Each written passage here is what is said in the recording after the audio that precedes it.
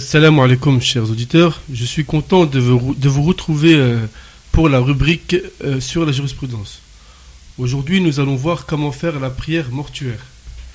D'accord, alors comment justement fait-on cette prière mortuaire? Il faut savoir que cette prière ne se fait pas comme les prières quotidiennes. Elle consiste à dire 5 takbirat, c'est-à-dire à dire 5 fois Allahu Akbar. Elle ne comprend ni récitation du Coran, ni génuflexion, ni prosternation, ni tashahhud, ni salutation. D'accord, alors peux-tu nous donner un exemple résumé de cette prière? Donc, cette prière, pour le résumer, on prononce la première takbirat, suivie de la shahadatain, c'est-à-dire attester qu'il n'y a du Dieu qu'Allah et que le prophète est son messager. Ensuite, on suit de la deuxième takbirat et de la prière sur le prophète et sur sa sainte famille. Troisième takbirat suivi des invocations pour les croyants et les croyantes. Dans la quatrième takbirat, on suit des invocations pour le défunt. Et enfin, on prononce la cinquième takbirat.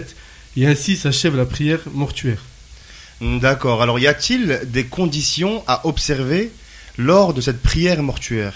Oui, il faut savoir qu'elles sont au nombre de 11. Donc la première, c'est l'intention, appelée en arabe niya, de façon à ce que la prière concerne le mort sous aucune confusion. La seconde, c'est se tenir debout en cas de capacité. La troisième, la prière doit se dérouler après le lavage, l'embaumement et l'ensevelissement du mort. Ensuite, la quatrième, celui qui dirige la prière doit s'orienter vers la qibla si c'est possible. Ensuite, la cinquième condition, le mort doit être devant celui qui fait la prière. La sixième condition, elle nous dit, la tête du mort doit être située à droite de la personne qui fait la prière et ses pieds à gauche. La septième condition, le mort doit être posé sur son dos lors de la prière. La huitième condition, elle nous dit, il ne faut pas qu'il y ait d'obstacle entre le mort et celui qui prie. Par exemple, comme un rideau ou un mur. Il faut savoir que ce qui est le cercueil ou les prières ou bien la civière mortuaire ne sont pas des obstacles. D'accord. La neuvième condition, il ne faut pas qu'une distance excessive sépare le mort de celui qui prie ou que l'un des deux soit surélevé de l'autre. Toutefois, cette séparation n'est pas prise en compte en cas de rang successif de prières ou de multitude de morts. La dixième condition, il faut que le tuteur du mort, tel que le père ou bien le frère, autorise la personne à faire la prière sur le défunt.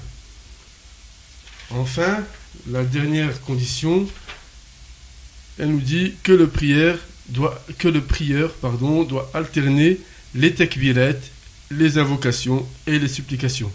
D'accord, alors pour conclure, est-ce qu'on doit faire la purification pour la prière du mort?